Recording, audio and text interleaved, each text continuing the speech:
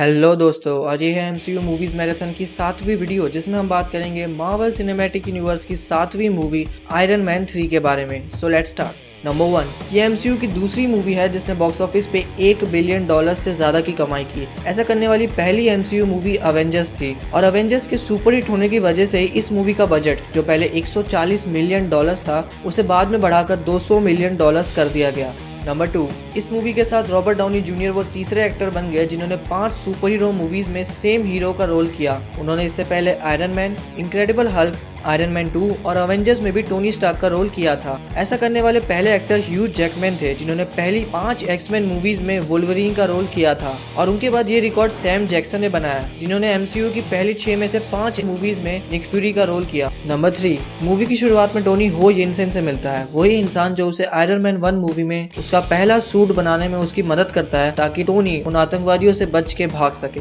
Number 4, इस scene में वो डॉक्टर वू से भी मिलता है, हालांकि तब टोनी उनकी बिल्कुल इज्जत नहीं करता, पर वह वही डॉक्टर थे जो मूवी के एंड में टोनी का ऑपरेशन करते हैं। नंबर 5, इससे पहले कि दोनों आयरन मैन मूवीज के डायरेक्टर जॉन फेवरो थे, यानी वही एक्टर जो हैप्पी होगन का रोल करते हैं। हालांकि वो इस मूवी को डायरेक्ट नहीं कर पाए, पर वो अपना रोल करने के लिए वापस जरूर आए। नंबर 6, हालांकि इस मूवी में वॉर मशीन को ही आयरन पैट्रियट बना दिया जाता है, पर कॉमिक्स में सबसे पहले इस नाम का सूट नॉर्मन ऑसबॉर्न ने बनाया था। इस मूवी में इस सूट को बनाने की जरूरत इसलिए पड़ी ताकि गवर्नमेंट के पास कोई अपना सुपर हीरो हो, क्योंकि जो बाकी सुपर हीरोज थे यानी अवेंजर्स वो गवर्नमेंट के लिए काम नहीं करते थे और ये नया सूट एम ने बनाया था, मतलब वही कंपनी जिसका लीडर एल्ड्रिच किलियन था। नंबर 7, मैंड्रिन के गले पर कैप्टन अमेरिका की शील्ड जैसा एक टैटू था और आयरन मैन में 10 रिंग्स के लोगों ने ही टोनी स्टार्क को किडनैप किया था। 10 रिंग्स वही टेररिस्ट ग्रुप है जिसका लीडर मैंड्रिन था। नंबर 8, मूवी में रॉक्सॉन कॉर्पोरेशन का नाम 2 बार आया था। पहली बार वो इंसान जिसे मैंड्रिन मार देता है वो रॉक्सॉन के लिए ही काम करता था और दूसरा वो शिप जिस पर मूवी की लास्ट फाइट होती है वो रॉक्सॉन की ही थी।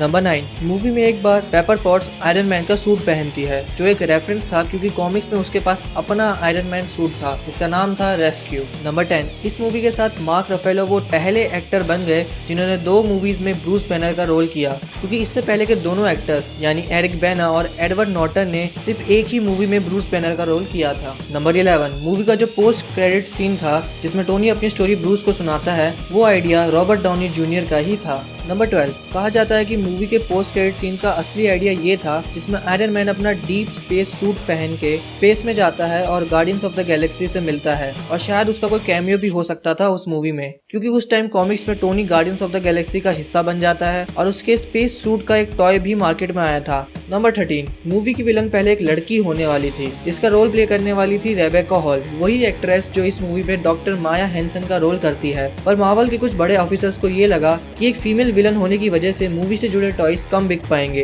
तो उन्होंने इस आइडिया को यूज नहीं किया और माया हैंसन का रोल भी मूवी में कम कर दिया गया। नंबर 14, मूवी में एल्ड्रिच किलियन एक इंसान की बात करता है जो एक हथौड़ा लेके आसमान से नीचे गिरा था, जो एक सीधा इशारा था थॉर के लिए। नंबर 15, ये पहली आयरन मैन मूवी थी जिसमें फिल कोल्सन और निक फ्यूरी दोनों ही नहीं थे। नंबर 16, मूवी के जो तीनों छोटे विलन थे जो एक्सट्रीमीज के लिए काम करते थे वो तीनों ही कॉमिक्स में अलग अलग कैरेक्टर्स थे। जैसे एरिक 7 का कॉमिक बुक्स में नाम था कोल्ड ब्लड, जैक टैगर्ट का नाम था फायर पावर और एलन ब्रेंट एक विलन थी जो एम के लिए काम करती थी और कॉमिक्स में भी उसके मुंह पे कुछ निशान थे जो हमें इस मूवी में भी देखने को मिलते हैं।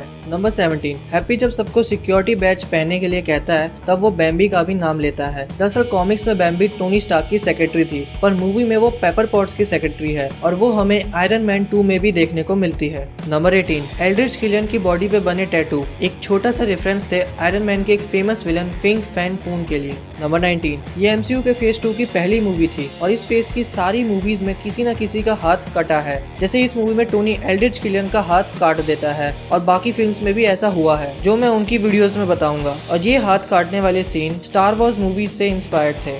नंबर 20, फाइनल फाइट के दौरान हम आयरन मैन के 2 अलग सूट से मिलते हैं। पहला है मार्क 15 जिसे स्नीकी भी कहते हैं जिसमें इनविजिबल होने की पावर है, और दूसरा है ईगोर जो उस टाइम पे टोनी स्टार्क का बनाया हुआ सबसे बड़ा सूट था। नंबर 21, पहले माया हैंसन का डेथ सीन थोड़ा बड़ा था जिसमें वो किलियन के हाथों गोली खाने के बाद भी जिंदा रहती है और फिर वो सारी एक्सट्रीमिस्ट से जुड़ी फाइल्स टोनी के कंप्यूटर पे सेंड करके और फिर एक एक्सट्रीमिस्ट वाले प्लांट के फटने की वजह से मर जाती है। नंबर 22, फैल्कन का रोल करने वाले एंथनी मैकी ने भी इस मूवी के किसी रोल के लिए ऑडिशन दिया था जो शायद एरिक 7 का रोल था। नंबर 23, ये आखिरी एमसीयू मूवी है जिसमें जिसमें पैरामाउंट पिक्चर्स का लोगो था। नंबर 24 और स्टैनली का कैमियो तो आपको याद ही होगा, जहां वो एक ब्यूटी कंपटीशन के जज का रोल करते हैं। और ऐसे मैंने आपको बताई मूवी से जुड़ी 24 नई बातें। बाकी बातें जानने के लिए आप मेरे फेसबुक पेज पे जा सकते हैं। और वीडियो पसंद आया तो इसे लाइक करें और ऐसी बहुत सारी वीडियोस के लिए सब्सक्राइब करना ना भूलें। Thank you for watching this video. Bye.